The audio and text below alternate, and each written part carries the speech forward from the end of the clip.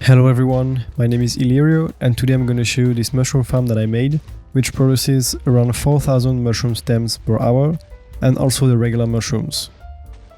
Unlike the other mushroom farms, this one only uses one player, which will place the mushroom will grow, will destroy the top of it and only keep the stems, which will be sent to the player, because you need to silk touch the blocks, you can't use TNT to get them. So I'm going to explain in more details how this farm works.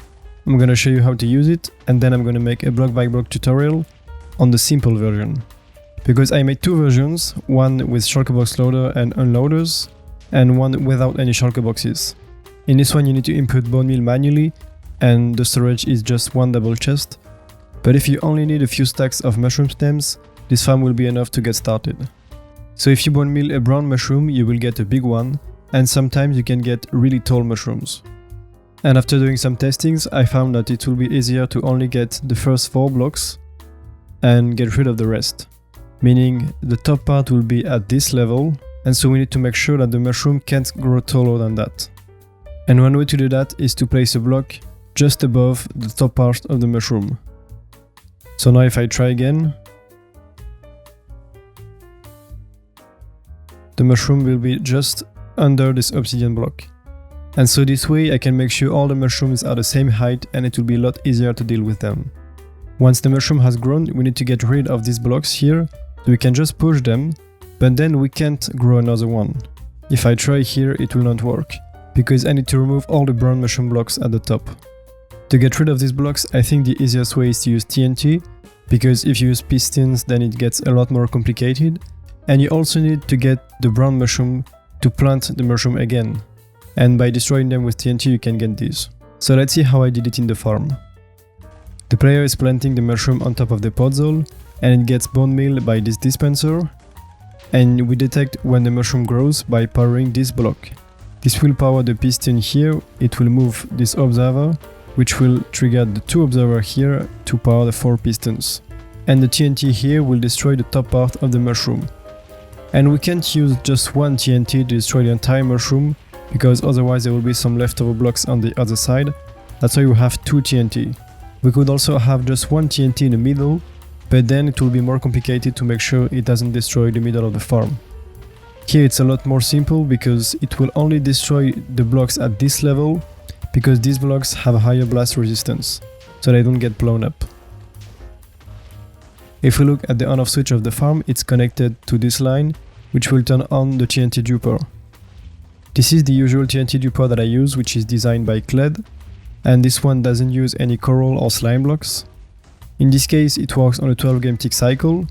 Every time a TNT gets duped, we have the piston here aligning it inside of the water stream, and then this piston pushing it down. And this is to make sure the TNT explodes far enough away from the duper. And on this side we have a toggle state that will activate 1 every 2 times to push the TNT on the other side. So this way we have half of the TNT here and half on the other side. And if you're wondering why there is an anvil here, it's because if you have a full block, the TNT will destroy this block here, this one.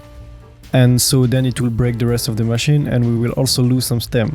But by aligning the TNT against the anvil, it's moved 2 pixels on that direction, and now it doesn't blow up this block anymore. Another thing that happens when a mushroom grows is that we trigger this line to trigger the dropper here to dispense another brown mushroom to the player. And we also trigger this trapdoor, and this is how the player can place a mushroom on top of the podzol, because here it's facing the other way. Now that we can continuously plant mushrooms, we need to find a way to deal with the stems. And here I decided to merge the 4x1 stream into 1x1, because the farm is not super fast, so 1x1 is sufficient. And so this is what I did to convert the big stream into the small one. Each line of block will arrive here, it will get pushed on this side and then down with all this piston. I think in this case it will be easier to see it in action. So if I push the blocks, they will get sent here, pushed down, and they will need to be pushed down a few times until all the blocks have reached the bottom part. To trigger the first 4 pistons, I detect the blocks arriving by having the glass panes, and each observer will trigger 2 pistons, and then I turn on the clock for a few seconds, because I just need to trigger this piston once, but then I need to trigger these ones a few times until all the blocks have reached the bottom. The clock is instantly triggered by this observer, which will power this piston, and then the signal is sent this way, and after a few seconds it will trigger this piston again to retract the observer. And so this way, all the pistons here will have time to push all the blocks, and then the clock will turn off. So let's look at it one last time.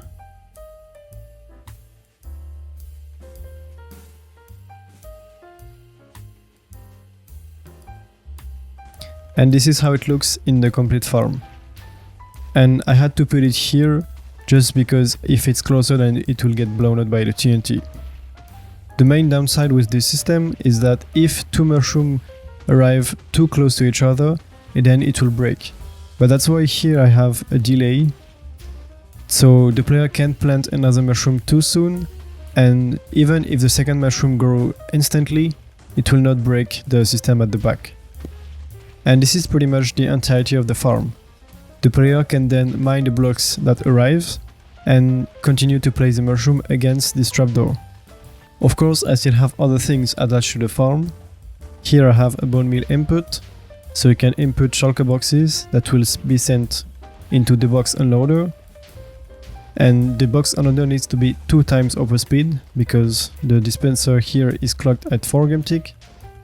The hoppers on top are here to pick up the mushroom that will be sent in this chest to be sent to the player, and once this is full they will be sent into box loaders.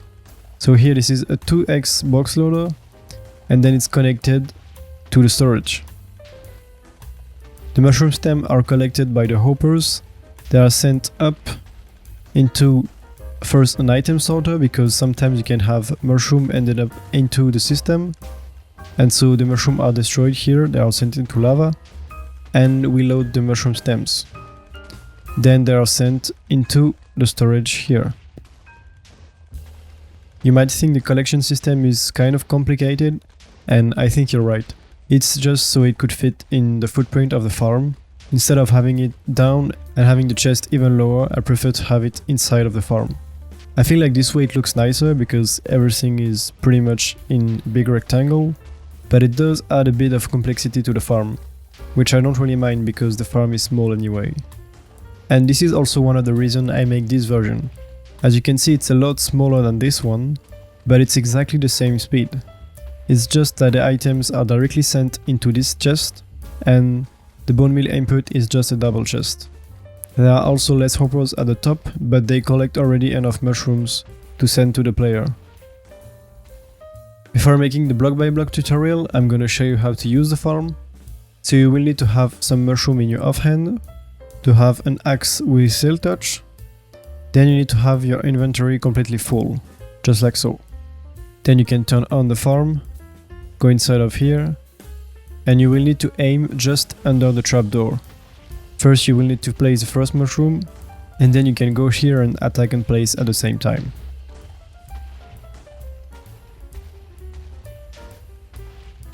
And so here it should be ready, and after a while you will get the first block arriving on the right. It can take a few tries at first, but then once you get used to it, it's quite easy. The only downside I found with this farm is that if you use it without an auto-clicker, sometimes it can fail and you won't place a mushroom, especially in busy servers. One way to fix that is to have an auto-clicker to place each tick, so you can use the fast right click from Twickeroo or any other clicking script. But the easiest method is to use carpet mode, especially with the big farm. So I will show you how to do that. First you will need to place the bot, like before. Then you need to make sure the bot has mushroom in its offhand and an axe in the main hand. Then you can do player use interval 1 and the same with attack. Then you can turn on the farm and place the first mushroom. So you can just open the door and place it from here, and then the farm should be started. You might also need to fill the inventory of the bot, otherwise it will take a while before you get the first stems. Okay, now it's time for the block by block tutorial, and I will only do it for a small version of the farm. If you want to make the big one, you can use the schematic. You can start by making the bottom platform and place a double chest. Then you can have 2 hoppers leading into it. Place another glass block here. Then you will have glass blocks around this part.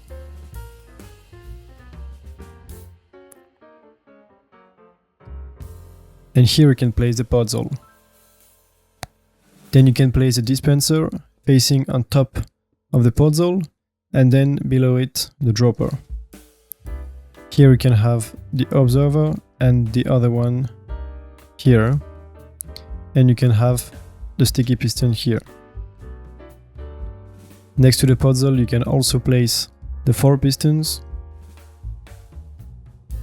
You can have 2 solid blocks here and the observers facing into the solid blocks. In front of the bottom observer you can have a node block, then a solid block and a hopper. Here you can have an observer and the piston needs to be here. Next to the second piston you can place the repeater, then the comparator, and here you can have the composter.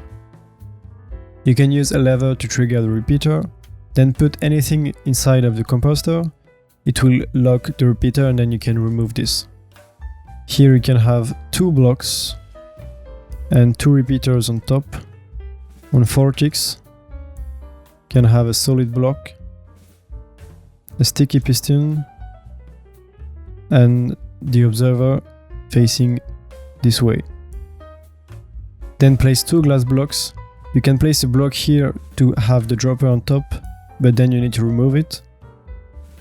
You can have the observer here, place a glass block on this side, and you can have 1 repeater here and 1 here, and both of them in 4 ticks. And then a solid block. From below you can place a trapdoor facing this side of the block, and here a stair, and you can fill the rest with glass blocks.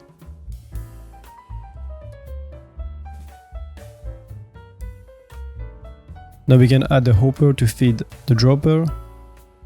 You can have them here, and here you can have 3 and 2 lines. And that will be enough to get enough mushrooms. One last thing on this side is to have some hoppers here and then a double chest on top. You can add more double chests if you want more storage for bone meal. This is up to you. I just forgot to mention that you need to cover the hopper here, otherwise you will have mushroom ending up into the bone meal dispenser. Now we can go from this piston and count 6. And here you will place the first regular piston. You can then have 3 more in diagonal this way. Place solid blocks there and here. Then you can have the observers facing into the solid blocks, and you can have glass panes in front of the observers. Now you can place the other pistons to form the layout. So 1 there and then diagonal down, and the other one will need to be here.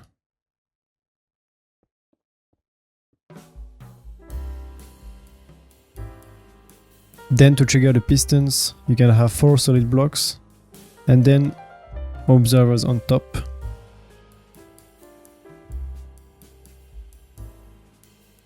And you can have rails on top of the observers. On this side you just need 2 solid blocks here and here, and have the observers that way with a node block in the middle. And you can have an observer facing down with a node block to send a signal to the bottom pistons.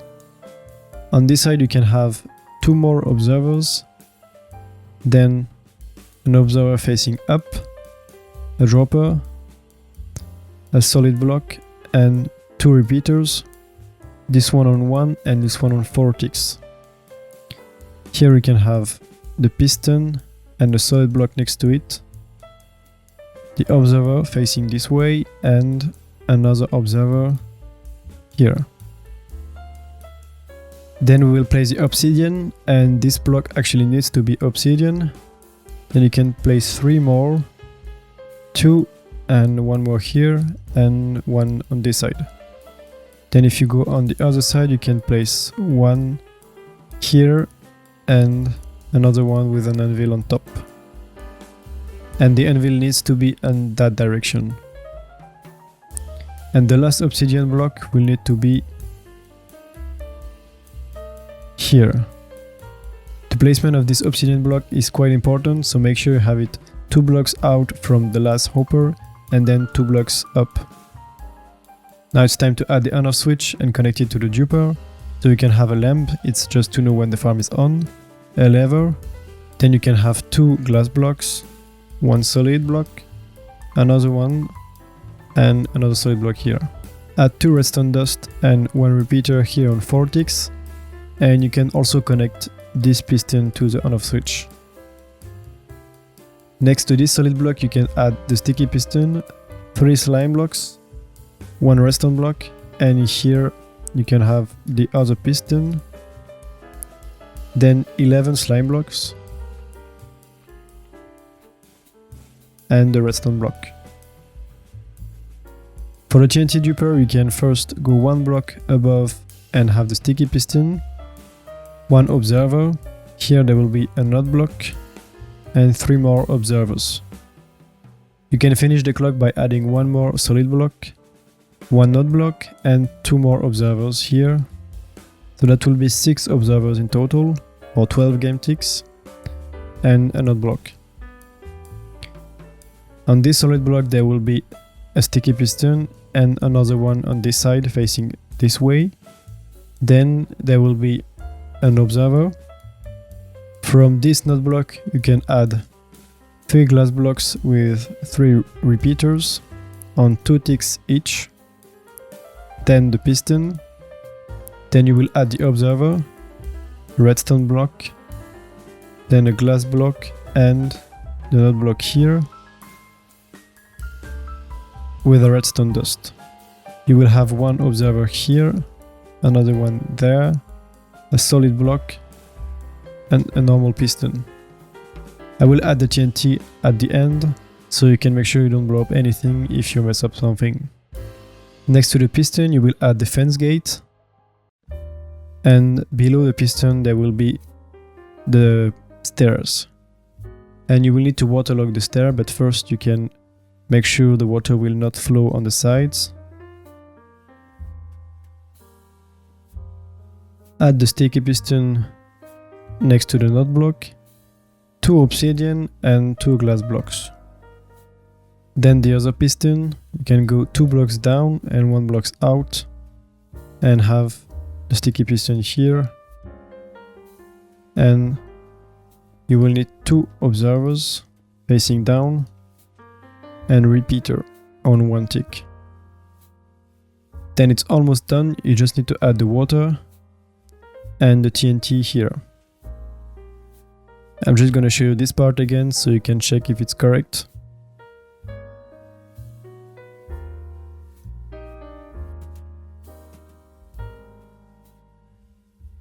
And then I think the farm is done. You can just add the door. And you can also make sure it works, I guess. Yeah, it looks fine. Make sure you don't forget the water here, otherwise the entire thing will explode when you turn it off.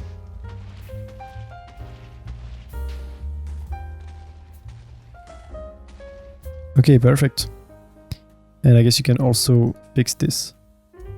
To start the farm you obviously need some bone meal and also some mushrooms. And make sure to not spam this lever, otherwise there is a chance for the TNT duper to blow up. So that will be it for the video. I hope the explanation were clear. If you have any issue you can always ask in the comments or in my Discord server. And I will see you in the next one for another video. Bye!